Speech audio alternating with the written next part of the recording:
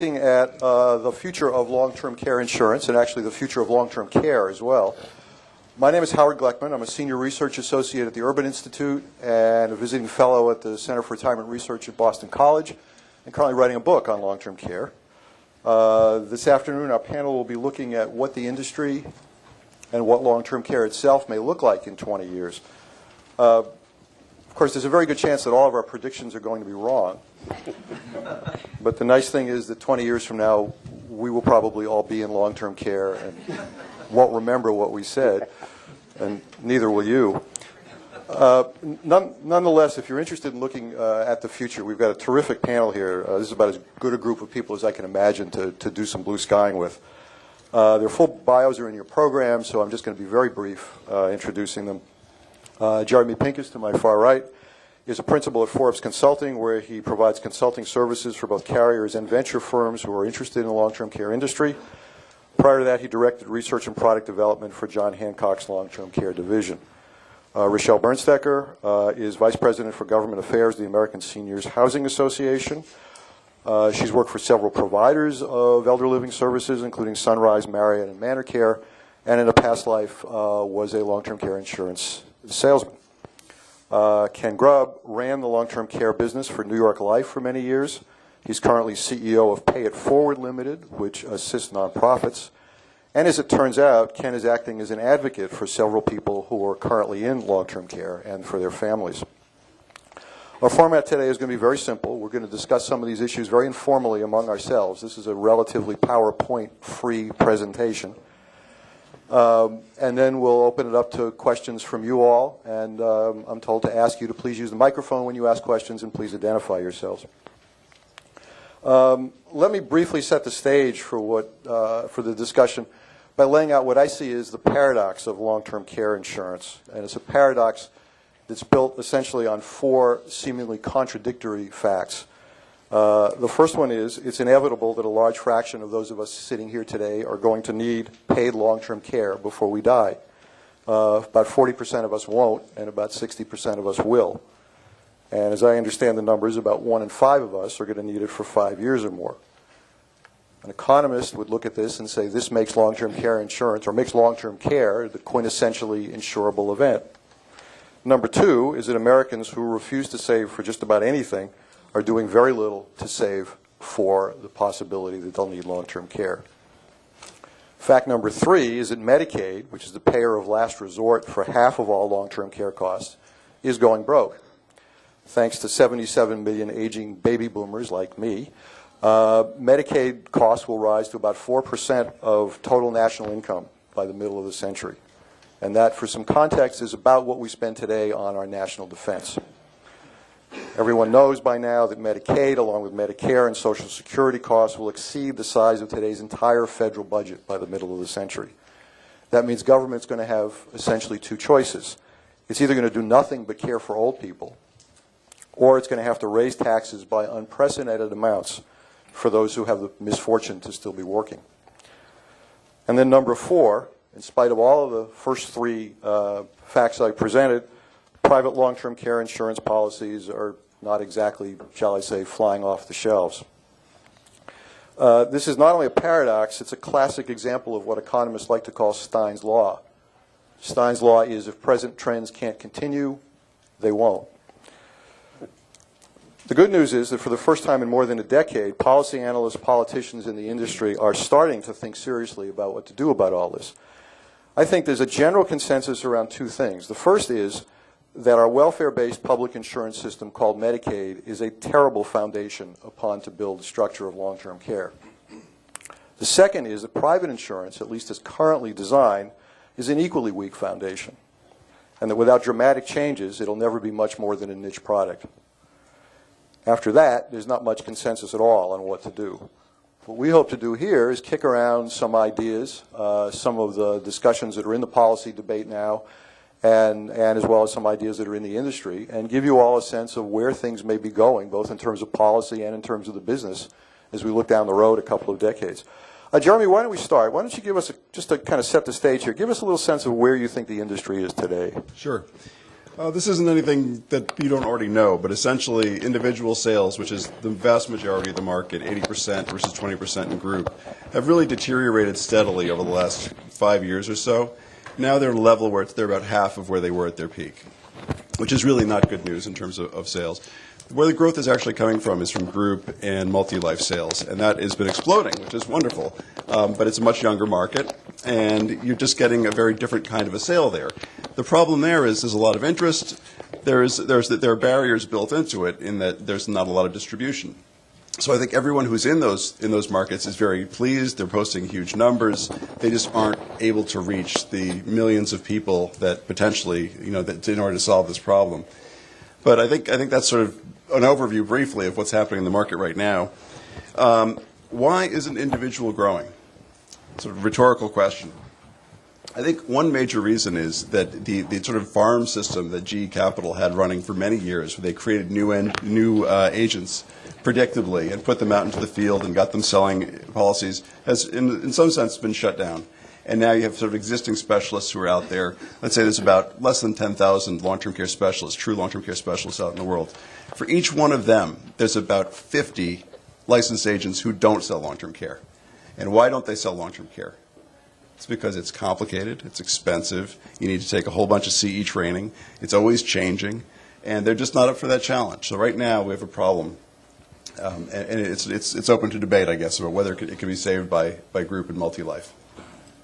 And I think that's okay. Good. That's a good start. Rochelle, why don't you give us a little bit of a sense of how people are living as seniors today, and give us a sense of how that may drive changes in long-term care. Interesting. The Association of American Seniors Housing, we did a study about 5 years ago and interviewed residents that were living in independent living and compared them to individuals who had not chosen to live in seniors housing. Essentially the same demographics, so that we were looking at similar demographic characteristics, but those who had chosen to move in independent living versus those who had not. The ones who had chosen independent living actually had a statistically significant higher percentage of those residents who had long-term care insurance moving into those communities. So I think that's a real, and we're actually going to be doing another survey again this year and asking the same question to see if there's been any change. But I think that's real positive from the standpoint of opportunity for long-term care insurance, because baby boomers view seniors housing very positively. They've seen their family members develop and grow and socialize, and actually in many ways their wellness has been enhanced by living in those environments where they have the supportive services that they need. And so I think as baby boomers begin to understand that by having long-term care insurance, that it really does kind of develop into more of a wellness product and enabling people to remain in seniors housing with supportive services so that they're not necessarily having to move directly into assisted living or even nursing home care. As that awareness and level of satisfaction continues, I think there's a much better potential for growth in long-term care insurance. And I do think that the fact that we see a much higher percentage of residents going into seniors housing with long-term care insurance is a real positive development. So you think they don't see it as nursing home insurance anymore? I don't know what the seniors were thinking of actually when they bought the policies prior to going in, because most of them only had the policies for about 10 years.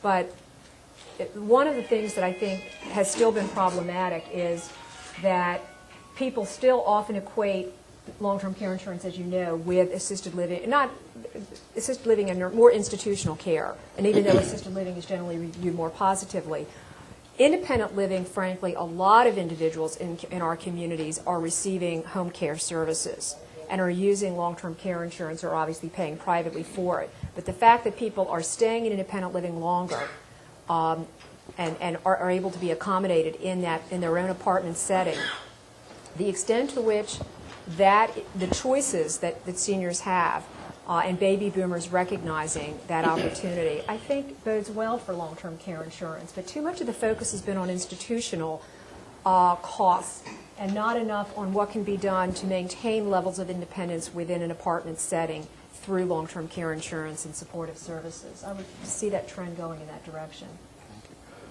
Ken, you've got a fascinating perspective on this, having first run a business and now looking at it from the consumer's perspective. Having seen it from both directions, what is it that you think consumers want out of this product? Well, when we were preparing for the discussion, I relayed to Howard and Elaine a couple of things that have happened. I've been, if you call it, an outsider in the business for the last couple of years now. Obviously looking at the industry with a very favorable eye, but I have been working in another segment of the market. But I've converted kind of to a, not so much a provider, but all of us here in the audience have talked about what it's like when you become a caregiver or care provider. And I've had the good fortune or lack of good fortune, whatever it is, to see various sides of this. First, as a care provider for my mother who had long-term care insurance, and what that meant, because she had an early generation, GE Capital folks will be happy to hear, she had one of the old GE products. So I saw what it was like for her to go through the experience with long-term care insurance. My dad was not insurable. He thought about it when he contracted Parkinson's, and it was probably a little bit too late for that. So I saw that experience as a care provider working with him when I was the funding source and his limited resources were. Then most recently, within the last year, this is kind of an interesting story, we inherited a distant relative. The story of the distant relative is it's a 92-year-old woman living on Social Security, lived in a home that was her son's. The son decided he wanted her Social Security check, so he took her out of the home, moved her in with with the son and his girlfriend, kept the Social Security check, there's some interesting side stories to it, and was going to sell the home. One evening he had dinner, sat down in his recliner or Barco lounge or whatever it is, and died. Well, the girlfriend called my daughter, who lives in Chicago, where this happened, and said, Gary just died, come pick up Loretta. Okay. My wife, we live in Austin, Texas. My wife would happen to be there with our daughter.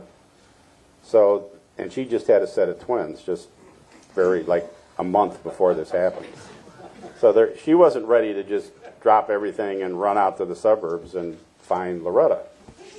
So they sent a limo to pick Loretta up. Come to find Loretta standing on a street corner in a spring coat with her clothes piled in a heap on the curb. The woman literally threw her out of the house after her son died. So now Loretta is at my daughter's house actually saying interesting things like, this is the happiest day of my life. Gary just died. Interesting. So my wife calls me, and I'm driving from, of all places, Baton Rouge, Louisiana to Austin, because my flight had been canceled, and my wife informs me that Loretta is coming to Texas. I didn't even know who Loretta was. I mean, I've heard of Loretta, but I didn't know Loretta. And I was to pick them up at the airport the following day. Well, so Loretta arrives, 92 years of age, happy as all get out to be in the hotel, and a week later contracts pneumonia, winds up in the hospital, and now is in a nursing home. As all you guys have told the story, goes from the hospital into rehabilitative care. I was fortunate enough to know enough about the Medicaid delivery system to understand that she probably was Medicaid qualified and was able, with the help of the people in the nursing home, to navigate that and get her into a Medicaid bed within that nursing facility. And she remains there today, and it's probably the happiest she's been in a long, long time. But she still calls it the hotel, and I'm now her son. I'm not really sure how that happened, but I've become her son. She does have dementia, and it's a real hoot to go see her because she's so happy. And from one minute to the next, you just don't know who you are or who my wife is or who the kids are. It's really kind of amusing. But that experience has given me a perspective not only from the side of being a long-term care insurance professional, but seeing what it's like to have a parent who's going through the delivery system with insurance, which, with all due respect to our colleagues at GE Capital at the time, it was an early product and it had limited benefits, but it helped a lot. It helped a whole lot. And they were very good in providing the benefits that she had acquired. To go through that same experience where my dad was in the same nursing home just down the hall, but we had to pay for it, and what did that mean mostly to him? Because he thought he was paying for it and was a very proud guy and was very worried about what, it wasn't so much him, what did it mean to my mother? And then now to see it from the Medicaid side has given me a whole different perspective. So I guess my view is just as a, I don't know if you call that a provider, but as a viewer of the Medicare, of the long-term care delivery system, it's reinforced all the things that I had thought when I was in the industry and was telling the story to people about what we needed to do as an industry and what people needed to do to take care of their own costs and situations. So my view of the future of long-term care is, what do we do as an industry, and I've talked about this for years, to get people to buy it on the younger side. There's a brand new facility that's just being built in my community that requires long-term care insurance for admittance. And it's a beautiful, beautiful place. And there's a waiting list to get in. And one of the qualifications is you have to have long-term care insurance to be able to live there. So I think, to me, the future is, what do we do to attract younger people, and how do we get people to realize that the statistics that Howard was talking about are real, and it's going to affect them? So let's try to answer some of the questions that Ken just asked, namely, what does the industry do to attract more people, I guess, of any age? Jeremy, why don't you give us a sense of, there are a number of questions out there. Is the answer lower premiums? Is the answer better benefits? My answer to that, I guess, is sort of part of a problem. Is you're starting with younger people, and a lot of the time they're selling them very low-priced policies that don't include proper inflation protection. And that, I think, is just, it's a time bomb. It's just not a new subject, but I think it's something that absolutely has to be dealt with. You know, you have to have compounding inflation, or else you don't really have a benefit. You know, as you age, if you're buying it at age 30 or 40, and you're not going to be using these benefits until you're, 80s or 90s, and that brings up a whole other subject about longevity trends and the fact that people are living much longer than that now. And you could easily live to be, well in excess of 100 by the time the young people who are buying it now get to that age.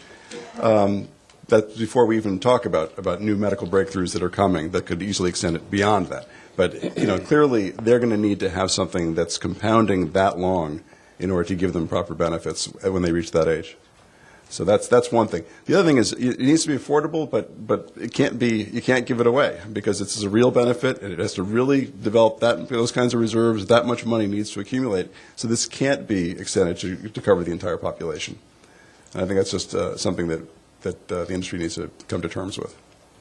Ken, do you have a view on that, and where it ought to be going, specifically in terms of that trade-off between benefits and premiums? The interesting aside has been that I have actually become a long-term care peddler. So I've sold some long-term care. I know that shocked some of you who knew me in the past, but I actually have sold a few. And my market has been mostly younger people.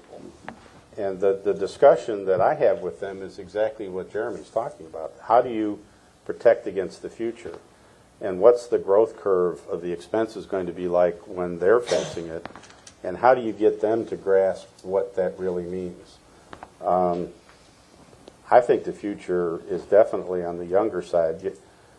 Trying to talk to someone who is in there, I do a lot of work with charities now. And the charitable work I do is a lot with people who have already got their estate plan done.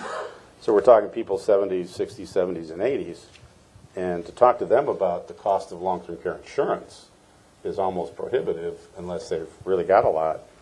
So I start steering them in the conversation to what are your kids and your grandkids doing? And I still think the younger market is the place to go. Rochelle, do we want these policies, though, to be cheap or to have good benefits?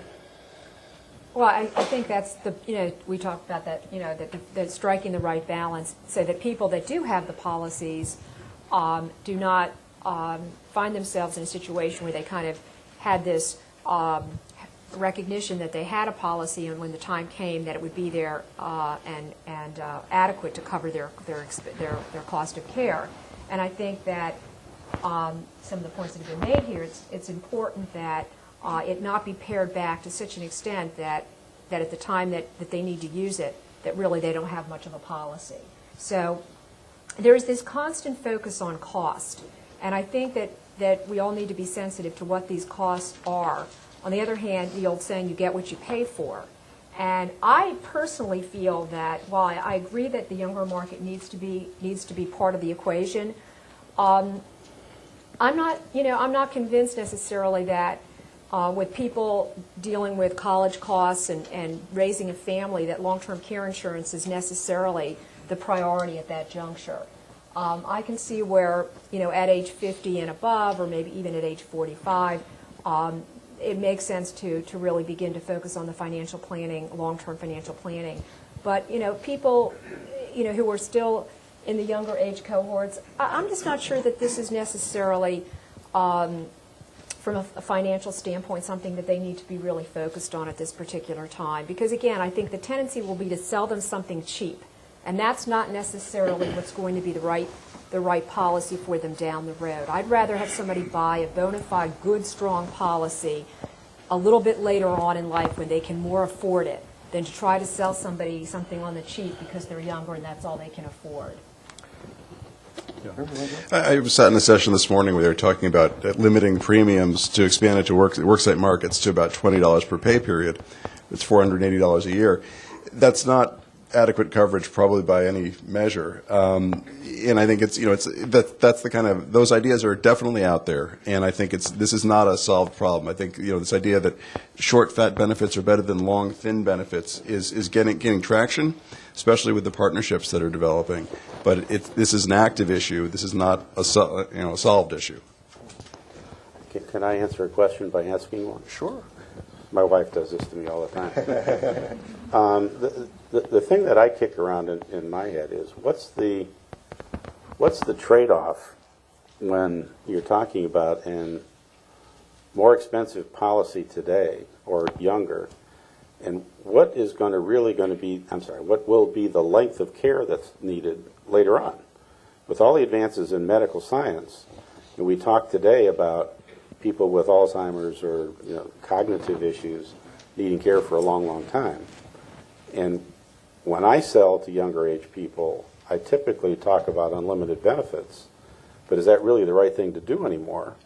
If a 5 or a 10-year plan is going to cover them when they're 60, 70, or 80, then is that, it has what medical science is doing, changing the dynamics of what we ought to sell. Because I've always heard and said, if you get long-term care insurance when you're younger and you need care when you're younger, you're likely to need it for a longer period of time. We had a friend who developed ALS, and he needed care for an extended period of time. So that is a change in the dynamic, I think, that maybe they don't need unlimited care anymore, that a shorter period with a higher benefit is better. Yeah, it works if morbidity is compressed as longevity increases, but it may not work that way. It may not play out that way. It may play out that the advances are such that they keep you alive much, much longer periods of time in an impaired state. And then it brings up questions of, what is the solution? Is it privately insuring unlimited benefits, or is it maybe a partnership idea where, you're taking on the risk for the first couple of years? And, you've got the right inflation protection and all the rest, but then Medicaid is your back end. Yeah, I think that's just, that also, I think, is gaining traction. And we're going to have to see, if existing policies, as, I think 20 states now, almost half the states in the country, and certainly the most populous ones, are putting in partnerships, and that's essentially what they're saying is the government's preferred approach for solving this problem. You know, what are we going to do with all the other policies that are out there right now and are being sold right now? That, you know, the people, I personally have a policy. I want to change it to a partnership one. I live in Massachusetts. They don't have a partnership. But when it comes, I'm going to certainly want to transfer over, and I'm sure I'm not alone in that. So I think that's out there also. That's a good transition, I think, to talk a little bit about some of the proposals that are out there, some of the policy ideas that are kicking around out there. It's interesting to note that there are, I guess, 3 presidential candidates left. One of them, Senator Clinton, does have a fairly extensive proposal for caregivers, although there are not a lot of big changes in the financing. Senator Obama and Senator McCain have been largely silent on this issue. Staff people I know with both candidates, policy staff people, are very interested in long-term care, but the political people have essentially told them don't go anywhere near this issue. It's way too controversial. There are, however, a lot of discussions going on in Washington among thought leaders, policy analysts, about where to go with this. I think there's a general consensus, as I said earlier, that something needs to happen. And I guess I would divide the solutions into 3 groups. The first group is what you might call enhancements to the existing system. And that means tax breaks, tax credits of some sort, enhancing the partnership program, as Jeremy was talking about.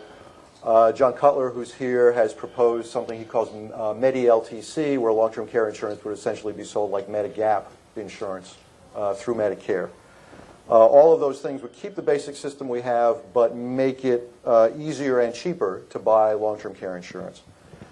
The second proposal, kind of at the other end of the debate, is pure social insurance. A couple of my colleagues at the Urban Institute, Len Berman and Rich Johnson, have proposed universal long-term care insurance. It would look a lot like Medicare, and it would be financed by by an income tax increase. The third solution is one that's sort of in the middle. It's a combination of a federal program with private insurance, and the interesting issue there is which wraps around which.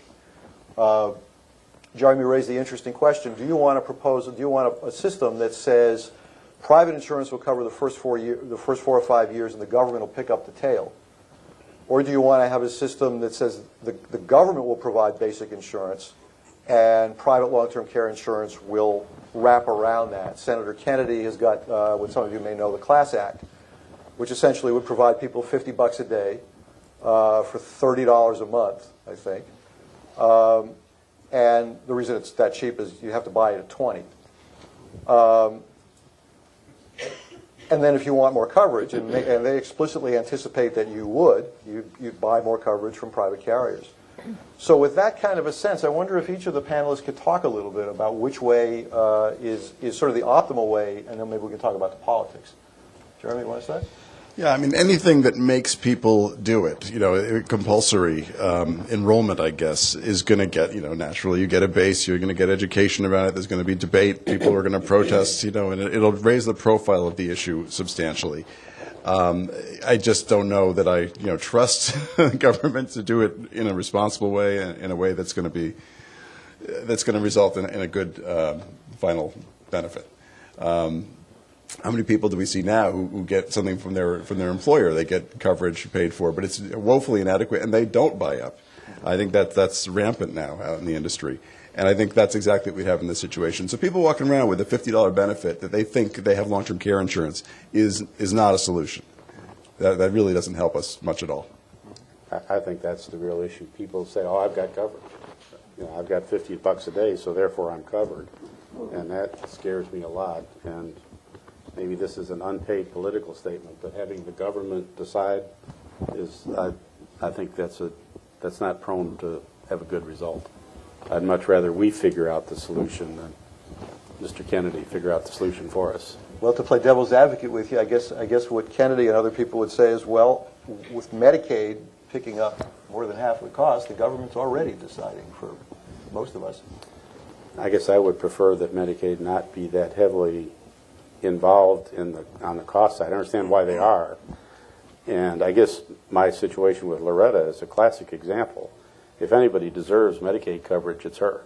I mean, here's a woman who had absolutely nothing but these clothes that were thrown on the frozen ground in Chicago. I mean, I think it's great that there's a program that's taking care of her. But for folks like me to get rid of their assets to qualify for Medicaid, I just don't think that's a taxpayer's responsibility. And I'd like us collectively to come up with a solution for that. Now, if I had the solution, that would be a... You wouldn't be wasting your time with us, right? I wouldn't be working with charities. I'd be working in this world still. Rochelle, what do you think? I guess I don't haven't really examined the different. I've read a lot about it, but haven't really come to any conclusions. But I think, in general, I would lean toward a private, trying to extend through the private sector. I think the private sector tends to come up with creative and competitive solutions in general, and so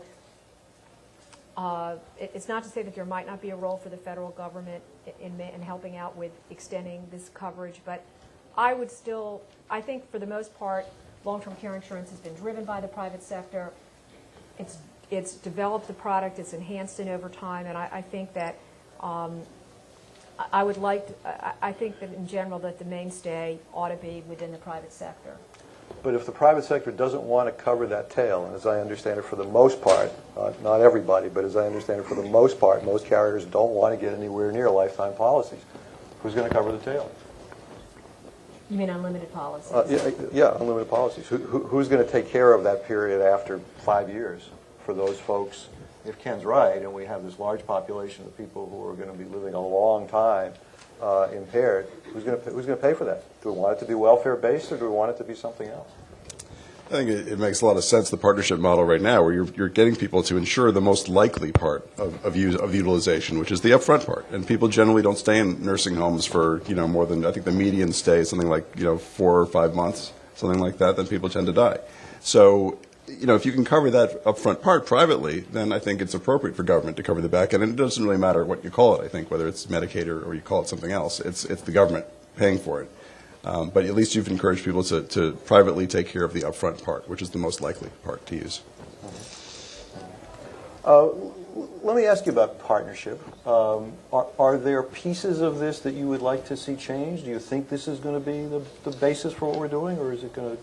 Yeah, there's a lot of problems right now, I think, with reciprocity. You have lots of different states putting this in, but they can basically cancel each other out. You've got somebody who lives in one state and then wants to move in with their kids in another state, and the policies don't work as you move from state to state unless they have a specific agreement in place. I think John Cutler's idea about standardizing into certain plan designs, I think, would make a lot of sense for a lot of reasons. That would be one of the reasons. It also would help with distribution. All of a sudden, you don't need to educate people. You don't need to be an expert in long-term care insurance to sell long-term care insurance. And you have enough different options, for instance, in Medigap, where you can cover, a lot of different options. And it gives you the distribution that's sorely needed and allows facilitation with things like that, like just the complexities operationally with being able to set up something like a reciprocity. As people have mentioned, we don't know much about morbidity going forward. There's also an interesting question about how much we know about how people are going to be living 20 years from now. And I think that raises an interesting question about the cash/disability model and whether that's better than the kind of system that at least many carriers have now. And I'd like to ask each of the panelists, Rochelle, maybe you could start, about should we give people cash and just let them take care of this themselves? Again, I think I don't know that it has to be, an either or. I think, people, buying these policies are going to have those choices. I mean, obviously the reimbursement based is going to be less expensive. I hate to see things so cookie cutter and so sanitized to the point that here it is, and that everybody has the exact same plan because somebody has determined that that's the best way to go about this. We'll just make this so simplified that everyone has the exact same coverage, the exact same plan, and I don't think it has to be that way. So I'm not sure I would put it in the category of which one is better or worse. I think for some people they would like to know, I signed up for this amount and that's the amount I'm getting. I would prefer, and I have a reimbursement-based plan because I think, frankly, it's more economical and it's going to last me longer, chances are, because I'm going to be incented not to use the full allotment every month and to extend it as long as it possibly can be extended. So that would be my preference. So I just think we have to be careful about trying to foreclose what might be, where some people would really like to customize their coverage of care. And I think we have gotten too focused on worrying about how there's so many choices out there. And if people are convinced that they need coverage, then the rest will follow. I think we haven't figured out the beginning equation. We're so worried about the end of getting them the policy. We have not closed on whether or not they think they really need the policy. Because once a person's convinced that they need the long-term care coverage, managing the cost piece was the least of it. It's getting people thoroughly convinced that they need coverage. And that's where I think we have not done a good job as an industry in managing expectations about the need for long-term care. That's personal opinion. Jeremy, what do you think, cash? I think there's a lot of good reasons to go with cash because, first of all, cash costs a lot. I think it costs on average like 60% more than reimbursement. So there's a huge disincentive to go with cash. But what does cash do for you? With cash, you can hire your own caregivers, and they don't have to work for an agency, right? I mean, a lot of the policies stipulate they have to work for a licensed, home care agency. Basically, the way that works is the agency's skimming some money off the top, and they're getting somebody who maybe isn't the best person for that job, who wants to work for the agency because they're guaranteed work, et cetera. And some of the best people out there don't work for agencies, and in fact, they charge less than the agency. So, what I've heard from people who have cash policies or wish they had bought cash policies is that this is actually a huge issue. So I think that's out there as something that needs to be grappled with. Ken, do your younger buyers want cash? No. The younger buyers, I think Rachel articulated my position fairly well. And the younger buyers don't look for cash. They look for the reimbursement side of it. And I think you're right about selling the need is the most important thing. And then once they grasp that, and obviously, and this is singing to the choir, people who have been touched by a long-term care experience understand the need a whole lot better, and you can leverage that very nicely. But I certainly, when we were involved in the long-term care business, the cash side of it came up a lot on the claim side.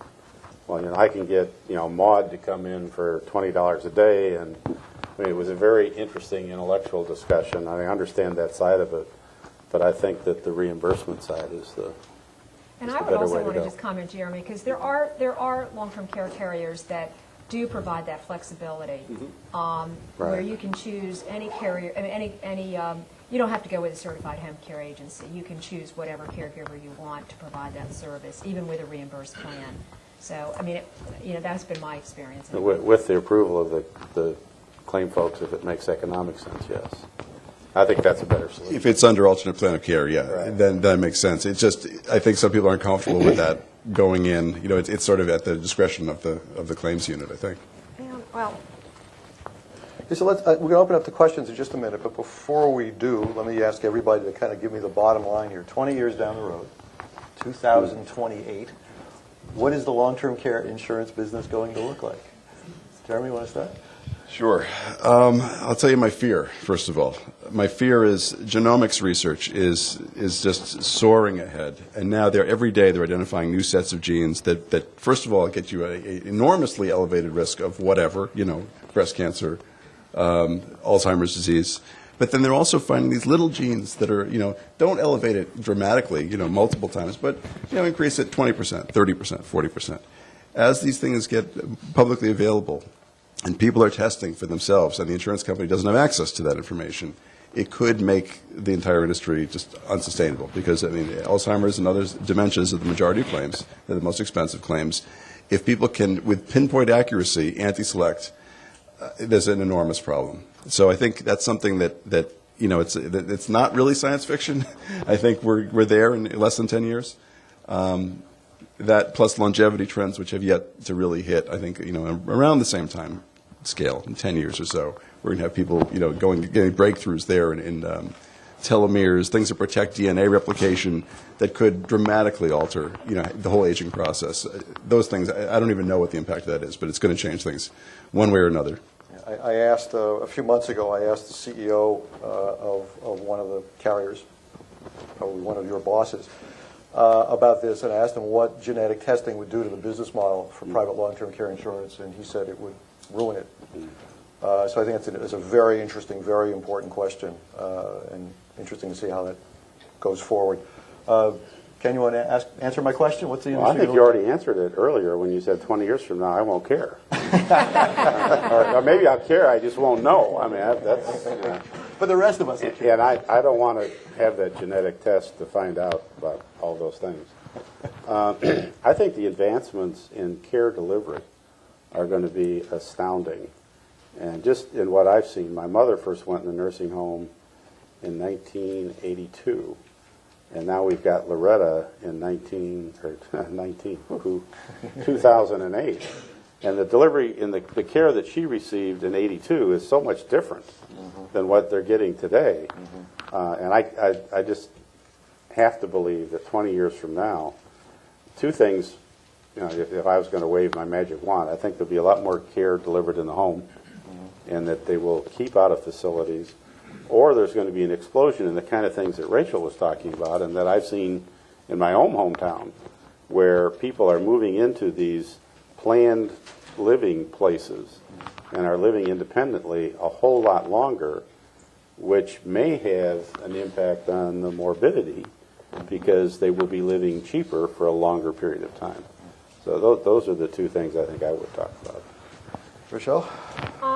I guess, I think from a medical technology standpoint, we realize there's been huge advancements and, to try to predict, what that will mean from 20 years from now. But I just fundamentally, if you just kind of look at the fact that increasingly as a society, we are wanting, wherever we go, no matter what the service industry is, we want personalized service. We want personalized attention. Whether it's in seniors housing or whether it's going to your bank or your grocery store or whatever, people want the one-on-one attention and one-on-one service. And I think that being the case, 20 years from now, people, all the technology in the world is not going to change the fact that somebody's still going to need help with bathing. They're going to still need somebody to physically help them get in and out of a shower, physically help them on and off the toilet, and all the activities of daily living in terms of dressing and things of this nature. That is not something that a computer or a piece of technology can do for you. At least I don't think so. And not to mention the companionship piece of it. So the fact that I just think that long-term care insurance still, putting aside the fact that, again, with certain genetic testing and things of this nature, it may be more difficult to get a policy once people are aware of some genetic issues that may be chronic. I still think that as people want to get this one-on-one attention and want to receive care in a home setting, the idea that having insurance gives you more choices and more options for where you receive the care, how you receive the care, when you receive the care, that customization and the demand for customization that we have as baby boomers, I think, really could potentially put long-term care insurance, on a very strong level going forward. But those are not things that are focused upon. But I think that that's really where we need to be thinking about is how you can leverage long-term care insurance to know that that's going to give you the kinds of choices that you want in terms of personal, customized care.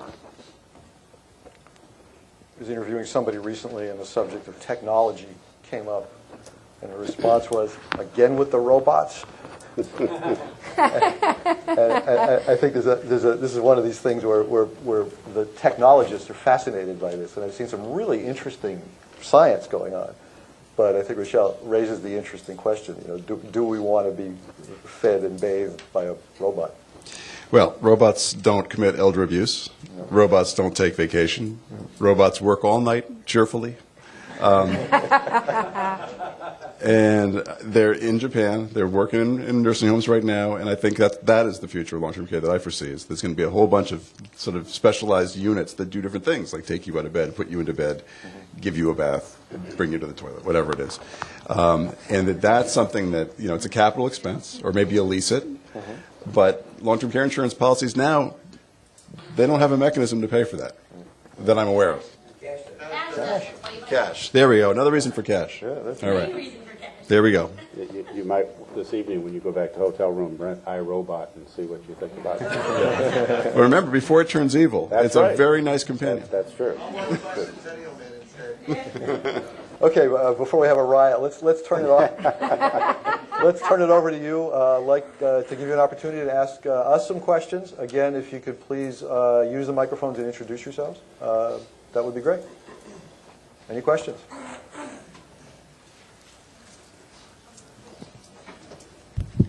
Yes. You talked about long-term care insurance Could you tell us as who a you are? whole. I'm sorry. I'm sorry? Could you tell us who you are? Barb Grassi. I'm with Putney Americas, which is an offshore. On the business side, I deal with some of our long-term care carriers. You talked about long-term care products and shortfalls. There's also seems to be a little bit of a trend towards creating policies that morph into long-term care or as riders on life or annuities. And what do you see as the issues? Does that help address the younger lives who want to purchase some, aren't ready for it yet now? And or will there be huge shortfalls and you'll think again that you have coverage and really you're just taking from Peter to pay Paul? Jeremy, want to try that? At risk of getting in trouble, because I do a lot of research on products that kind of fall into that category, I think that's the number one problem with them is the robbing Peter to pay Paul. They generally have a woefully inadequate long-term care benefit. And again, it's back to that original problem of people think that they've solved the problem, and in fact they haven't. Because if they really did, it would cost a whole lot more. And it basically would be two policies side by side that are just kind of, wrapped together with duct tape. Right. Instead, it's you're calling them, one policy that morphs. The reality is you got to fund both those risks. Ken, what do you think about that? These combo policies. I agree. I see them in the business I'm in now, and I totally agree that it's a vehicle that says, oh, I have long-term care coverage, I don't have to worry about it. And I think I agree they're inadequate. Other questions? Hopefully I'm not too hoarse. Robert Lund, Munich American Reinsurance. A couple comments. First about cash payments. I believe the Alzheimer's Association published this figure recently. This is the amount reimbursed for unpaid, the estimated amount of cost of unpaid care in the United States over the course of 1 year was $92 billion. In other words, these are people caring for someone in the home who don't get reimbursed. And what I would point out is that if there were cash policies available, what would happen is that a lot of these people would be reimbursed in this way with the cash, which is certainly totally right and acceptable, but the amount of care available in our society then would be disproportionately diminished by that. Second, I would say that as far as genetic testing goes, probably most of the diseases that one would be concerned about are so multifactorial in their etiology that I'm not sure genetic testing is going to have that much of an impact. Cardiovascular disease, we already know most of the risk factors from their phenotypes. Cancer, again, very multifactorial, but cancer is a very low claims, intense diagnosis as far as long-term care goes. I will pose a question to the panel.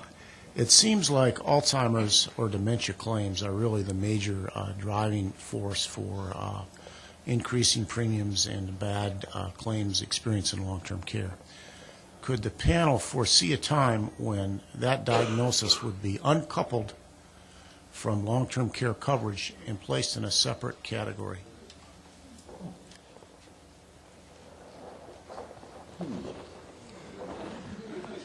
I think basically decoupling cognitive trigger, right, is what you're talking about, saying cognitive claims wouldn't be covered. I think that's the major reason why people get the coverage to begin with.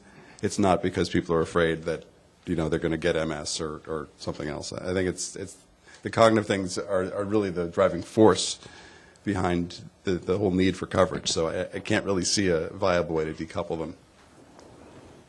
Right. I guess my point is that actually it seems like we're mixing, in a way, apples and oranges together here and trying to write one policy for this, when really we have two problems. We have long-term care that's needed for ALS, MS, some of these problems, and then we have dementia needs. And they're really sort of two different situations, and we're trying to cover them both with one product. And so maybe it would be helpful to think of it in a different way. Yeah, I mean, that's sort of decoupling them almost toward like a dread disease type policy, where you're naming the triggering condition as opposed to the net result, which is what long-term care insurance covers. It's the inability to do certain things regardless of how you got there. If you then turned the whole thing around, it would be basically a greatly expanded dread disease policy. And I feel like we've kind of moved away from that, and that everyone sort of looks down their nose at the dread disease, and with some justification, I think, because it doesn't really deal with the problem. Again, you could have people buying these policies feeling they've taken care of the issue, but it only helps you if X, Y, or Z happens to you, but the rest of the alphabet isn't covered. Seems dangerous. I also wonder what happens with something like stroke. We have stroke-related dementia. You also have other impairments from stroke. I could just imagine what happens when people go to claim and the fighting that would go on. But it's an interesting question. Yes, ma'am.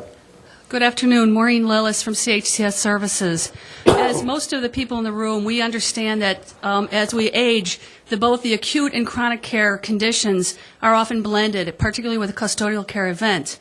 And in looking at positive outcomes, what are your thoughts on creating a product that really truly allows us to manage across that healthcare continuum, an acute and chronic product together?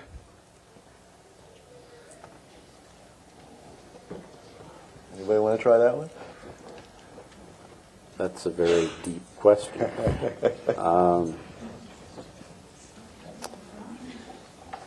It seems to me that the products we have today are somewhat structured to do that, but not to the extent that you suggest. And it would be an interesting pricing model. I'm not sure I have an answer for that. That's a very good question. I think to the extent that you could do predictive modeling off of the acute side to help predict when chronic conditions would occur and to try to construct interventions in order to delay them or prevent them, then there's potentially something huge there. It's just I don't think there's a model out there yet to do that. But it's, tantalizing. It's interesting that the Germans have social insurance, of course, for health care. And for the past 13 years now, they've had a social insurance plan for long-term care. So there you have sort of government coverage for both. And even they are having a lot of trouble sort of knitting these two together. And of course, with Medicare and Medicaid, we see it here with the dual eligibles, where you have two payers, and everybody spends all their time and energy trying to get the other guy to pay. So again, it's an intriguing idea if you could have a single policy, but the experience is that it sounds like it's a very difficult thing to try to make work. Other questions? Yes, sir. Good afternoon. Paul Fort, Long-Term Care Partners. We administer the Federal Long-Term Care Insurance Program, and I want to thank you for your efforts this afternoon to give us some sense of what might unfold. I'm reminded of what Churchill said about democracy, that it was the worst form of government that had ever been invented, except for all the others. And I think there are many of us in the room that would say that probably, with our critics, that long-term care may in fact be, long-term care insurance may be the worst way of securing yourself against the risk of long-term care, except for all of the others. We all know that there's a lot going in our favor. We know we can't save for it. One problem that I would like you to address that I haven't heard about today is what you think we're going to have to deal with respect to Wall Street. We know that Wall Street is not exactly crazy about long-term care. Last year, Morgan Stanley issued a report expressing its bafflement at why so many of us are so passionate about this industry. they confessed, frankly, to not liking it very much. How are we going to go forward and solve some of the problems that we have before us if investors don't feel as passionate as we do about what we're trying to accomplish and why what we're doing really makes the most sense for the American consumer and for our society at large? In other words, what can we do to get them to help us to write long-term care in a short-term world? Anybody want to talk about Wall Street? Yeah, I mean, I read similar things. Colin Devine had a piece. There were others out there who have written similar things. And it's amazing the disconnect between the sort of public equity and the private equity people. I speak to these private equity people sometimes. They're actually very positive about long-term care insurance because I think they have a different view and maybe a different time horizon in mind. They're not thinking about the next quarter. They're thinking about 5 years, sometimes 10 years as an investment to buy, a TPA or to buy, a block of business or something like that. It seems to me that if you could show them that distribution would be greatly enhanced through something like standardization, it doesn't have to be that, but something where you could get lots more people to be selling it in lots more ways without needing this enormous learning curve about all the complexities and variations and state variations and all the rest of it, if you could also show them that state partnerships gives an endorsement which gives them an effective solution while lowering the cost, that there could be a way to impress Wall Street there. It would have to be something dramatic, though, I think, of that scale. Thank you. I agree. I'd also like to see us exercise a little bit more responsibility in terms of the kind of product we're marketing. This is a plea for emphasizing value coverage. It's a plea for finding ways to accept risk, but not try to take 100% of a potential risk off of the shoulders of a buyer. We don't buy the rest of our insurance that way. No one buys life insurance or keeps it current at 100%. We don't have disability coverage at 100%. We have exposure with respect to our homes, automobiles. Very few of us are adequately saved for retirement. So it seems to me that long-term care insurance is one of the few areas in which we expect miracles. And I would like to see us get back to a more modest kind of approach where we're able to keep costs down by helping people to see that they can purchase coverage that's very effective and will take on a lot of the burden for them, but not necessarily give them first dollar coverage or guarantee that they will never have to pay 20 or 30 years down the road anything out of pocket. A little bit more of a risk sharing, and I think we might have more people looking at us, and I think also the street might be a little bit more comfortable about the kind of risks that the industry is assuming and that their investors are backing. Sure. Thank you. Yeah, I would totally concur. I think that, like other insurances, you don't have to insure 100% of the risk. It makes sense that people would co-insure the risk. They have assets to fall back on. It was never intended to be 100%, wall-to-wall coverage, so to speak. That's why you have other assets to fall back on. And when I was selling long-term care insurance, I said, for heaven's sake, you don't need to take out 100%. Why would you spend extra money if you don't have to? And oftentimes people would step back from it and realize, I can reduce my premium. I don't need full 100%, and I think more people would buy policies that way. I never sold an unlimited policy. I never thought it made any sense. When you look at the history of claims, how many people end up needing care beyond 5 years? It's like, a few percentage points. So we're always trying to cover 100% of the risk, and if you really step back, you can provide cost-effective policies without throwing in the everything and still having reasonably good coverage. And why Wall Street is, I suppose it's like anything else. The fact that it hasn't done a lot in the marketplace, they've simply given up any prospect of it ever catching on. If obviously a lot of people were buying the policies, they'd be more enamored with the concept. Again, I still think that the federal government, having introduced the policy, long-term care insurance into the federal workforce several years ago, was a first step in the right direction. The partnership programs, You know, it's like anything else when it comes to health.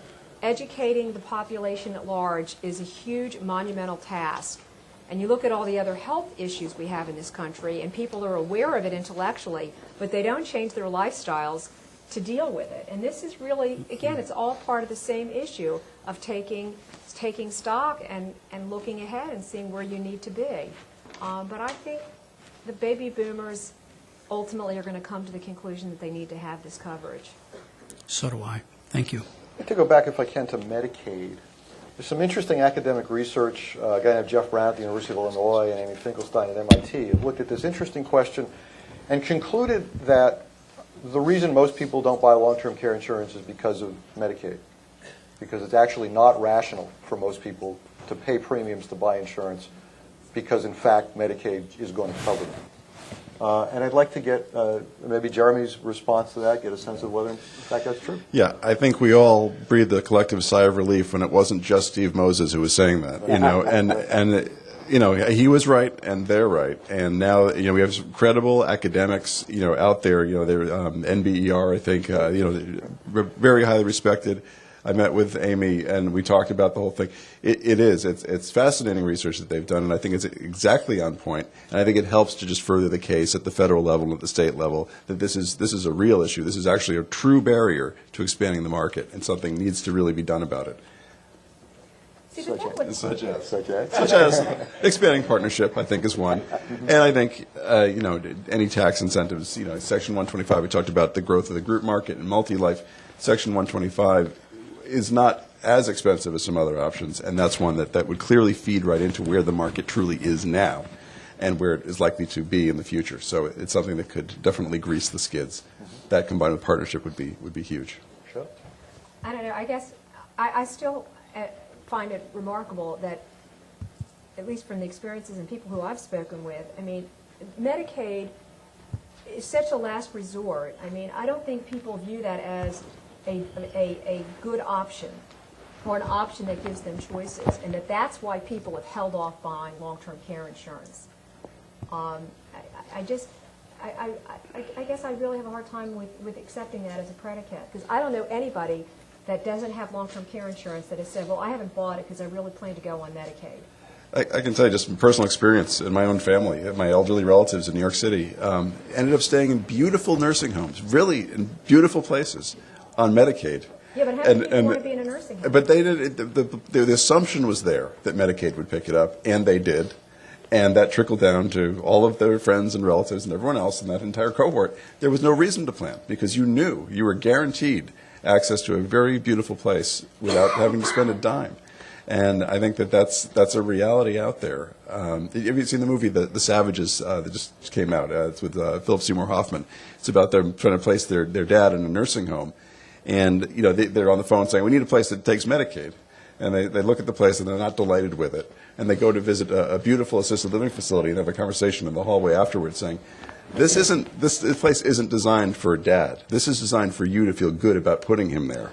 And I think, you know, that's out there. That message is out there. And I think it resonates with a lot of people. If Medicaid's willing to pay, you know, I'm fine. You know, especially if I'm cognitively impaired, I'm not going to know where I am anyway. So it's also interesting with the Medicaid. This is going to be really, this is going to get people really mad at me, but with the Medicaid home and community-based waiver programs, I think at least in some states, Medicaid is actually much more flexible in the benefits it provides than private insurance is. And that's a case where I think it's going to be interesting as the industry thinks about this. You know, if the government is ahead of where you are, that's maybe an issue. So I think that's Medicaid isn't just for nursing homes now, and I think it's a very interesting question. Yeah, and they very proudly have added lots and lots of flexibility to it with home and community-based waivers, and I think it's a pretty good option right now. And it could, I mean, and I think that's a huge problem because it's a disincentive to actually doing any planning on your own. Mm-hmm. Other questions? We have a couple more minutes. Gary Jacobs, Universal American. I want to follow up to Paul's question. And I think it goes deeper. I think there's a general sense, whether it's the street or whether it's in Congress right now, that whether it's Medicare Advantage, whether it's prescription drug programs, whether it's long-term care insurance, that there's a healthy skepticism brought about by a 2004 congressional mandate that said private plans and the private sector, you're the future. We're going to support that with funds and public policy. 2006, there became a bit of a reversal as the Democrats took control of Congress. And I think what you're seeing is that the complexity of products, whether they be in Medicare Advantage, prescription drug plans, or long-term care insurance, and you combine the complexity with the selling technology out there and the ways that are being sold, is creating in the minds of policymakers questions about the way this is being done. And I think you're going to be seeing, I know you're going to be seeing, much more regulatory involvement as a result of that. So I'm just curious, when you see the street react so aggressively over the last 2 weeks to the major health insurance companies in the United States, and you see where they were and where they are today, it's dramatic. I mean, I don't think we can live in a cocoon and say this isn't real and this isn't happening today. So to stick to the knitting and say we can only be the way we've been, I don't think that's the answer. I think the answer moving forward is some of the innovation that involves the public sector, involves the private sector, and working together. And I think that's part of the solution. Without it, I think we're going to see continued chaos. The last piece is when standardization was, Jeremy brings up standardization, it's exactly what Congress is calling for, to bring order to PDPs and Medicare Advantage. I see it happening every day now. It's something we're fighting aggressively, but it's a very difficult battle. So I put that in the context of long-term care, and this is a tough road ahead. This is not easy stuff. I think the world of behavioral economics is very interesting, and I confess to being influenced quite a bit by them. And they've done a lot of very convincing research that says that too many choices paralyze people, and that whether it's health insurance or whether it's long-term care insurance, it's got to be simplified, and the choices have to be limited, or they won't buy, or they need somebody to help them buy, or it just doesn't work. And there's a lot of good research. Jeff Liebman is a student of this. Dick Zeckheiser is another one, and I think it's interesting stuff for you all to look at. I mean, if you want an example within long-term care insurance, I've got a lot of research that shows exactly with every subsequent choice you make people make, every subsequent decision, participation in group plans drops significantly. So, one choice, good participation. 2 drops, 3 drops more, 4 drops more. It's a killer, if you make people make 5, 6 different decisions.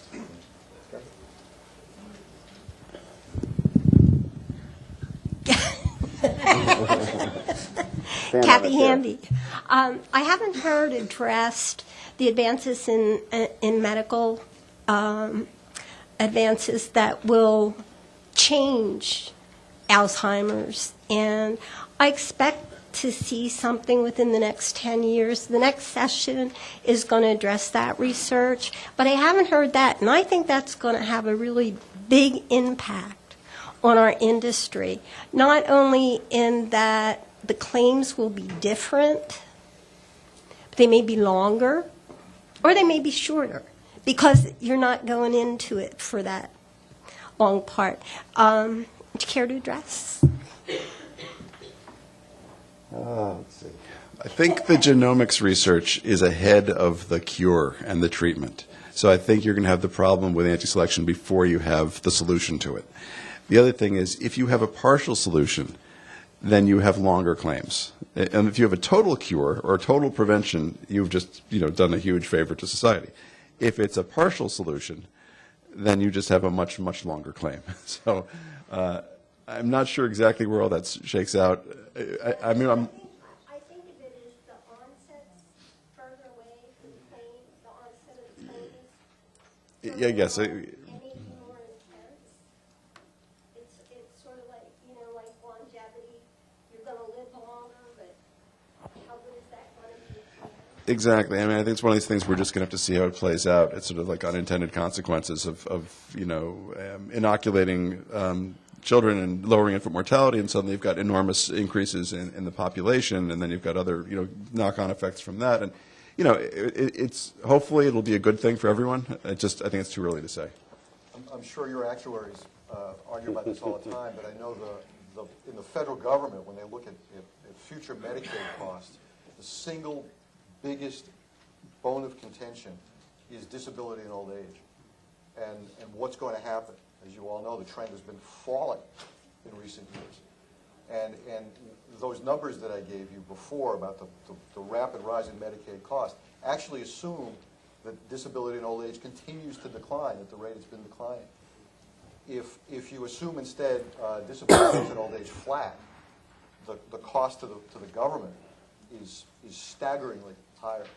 And I assume it's the same with long-term care insurance. So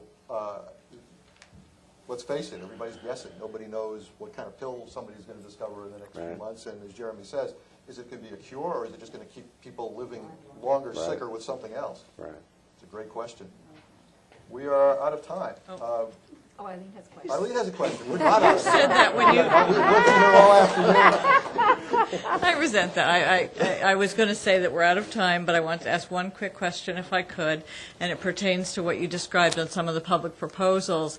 And I wonder, how are we going to overcome, if that's the route that folks decide to go and that makes the most sense, how are we going to overcome what I see as two crucial issues? One was alluded to, which is, I think I'm covered, I don't need to get more.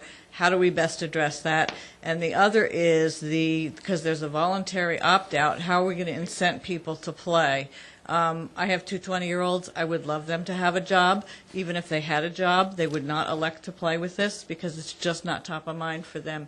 And by the time it will be, it'll be too late. And so those are two really, I think, challenging elements of some of the public proposals on a voluntary basis. Yeah, it's a very interesting question. The ASA has got a very interesting proposal, which is based on the German model. And they're not sure whether they want it to be opt-out or not, and it's for exactly those reasons. They don't want it to be mandatory necessarily because mandatory raises all the political problems, the obvious political problems. On the other hand, if it's opt-out, behavioral economics notwithstanding, if it's opt-out, how many 20-year-olds are going to opt out? And what happens if the word gets on the web that this is just a conspiracy to take your money? And how quickly is it going to be before millions of 20-year-olds get out? Again, nobody knows. It's an interesting question. Our opt-out policy was different. We bought long-term care policies for our kids when they turned 18, and the rule was that we paid the premium until they got married, and then they had to pay the premium. My wife has opted out of that. I'm still paying the premium. Can you get them to pay your premium? I wish I could. Well, thank you, everybody. Thank you for coming, and thank you to the panel.